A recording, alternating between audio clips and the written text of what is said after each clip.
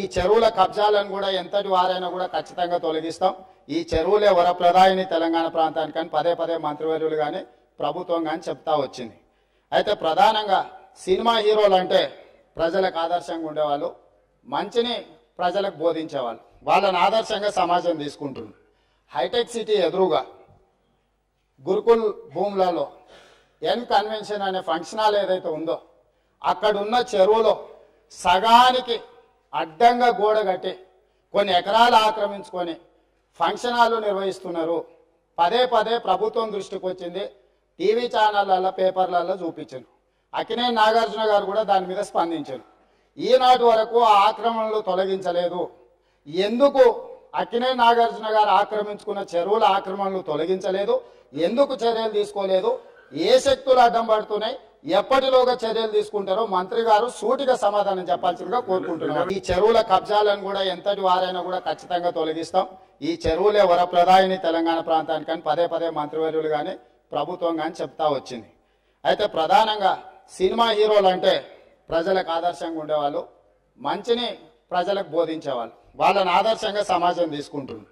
Hitech city ఎదురుగా గురుకుల్ భూములలో N convention అనే ఫంక్షన్ హాల్ ఏదైతే ఉందో అక్కడున్న చెరువులో సగానికి అడ్డంగా గోడ కట్టి కొన్ని ఎకరాలు ఆక్రమించుకొని ఫంక్షన్ హాల్ నిర్వహిస్తున్నారు. పదే పదే ప్రభుత్వం దృష్టికి వచ్చింది, టీవీ ఛానళ్ళల్లో పేపర్లలో చూపించారు. అక్కినేని నాగార్జున గారు కూడా దాని మీద స్పందించారు. ఈనాటి వరకు ఆ ఆక్రమణలు తొలగించలేదు. ఎందుకు అక్కినేని నాగార్జున గారు ఆక్రమించుకున్న చెరువుల ఆక్రమణలు తొలగించలేదు? ఎందుకు చర్యలు తీసుకోలేదు? ఏ శక్తులు అడ్డం పడుతున్నాయి? ఎప్పటిలోగా చర్యలు తీసుకుంటారో మంత్రి గారు సూటిగా సమాధానం చెప్పాల్సిందిగా కోరుకుంటున్నారు. ఈ చెరువుల కబ్జాలను కూడా ఎంతటి వారైనా కూడా ఖచ్చితంగా తొలగిస్తాం.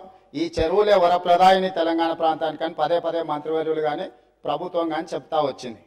అయితే ప్రధానంగా సినిమా హీరోలు అంటే ప్రజలకు ఆదర్శంగా ఉండేవాళ్ళు, మంచిని ప్రజలకు బోధించేవాళ్ళు, వాళ్ళని ఆదర్శంగా సమాజం తీసుకుంటుంది. హైటెక్ సిటీ ఎదురుగా గురుకుల్ భూములలో ఎన్ కన్వెన్షన్ అనే ఫంక్షన్ హాల్ ఏదైతే ఉందో అక్కడున్న చెరువులో సగానికి అడ్డంగా గోడ కట్టి కొన్ని ఎకరాలు ఆక్రమించుకొని ఫంక్షన్ హాల్ నిర్వహిస్తున్నారు. పదే పదే ప్రభుత్వం దృష్టికి వచ్చింది, టీవీ ఛానళ్ళల్లో పేపర్లలో చూపించారు. అక్కినేని నాగార్జున గారు కూడా దాని మీద స్పందించారు. ఈనాటి వరకు ఆ ఆక్రమణలు తొలగించలేదు. ఎందుకు అక్కినేని నాగార్జున గారు ఆక్రమించుకున్న చెరువుల ఆక్రమణలు తొలగించలేదు? ఎందుకు చర్యలు తీసుకోలేదు? ఏ శక్తులు అడ్డం పడుతున్నాయి? ఎప్పటిలోగా చర్యలు తీసుకుంటారో మంత్రి గారు సూటిగా సమాధానం చెప్పాల్సిందిగా కోరుకుంటున్నారు. ఈ చెరువుల కబ్జాలను కూడా ఎంతటి వారైనా కూడా ఖచ్చితంగా తొలగిస్తాం. ఈ చెరువులే వరప్రదాయిని తెలంగాణ ప్రాంతానికి అని పదే పదే మంత్రివర్యులు కానీ ప్రభుత్వం కానీ చెప్తా వచ్చింది.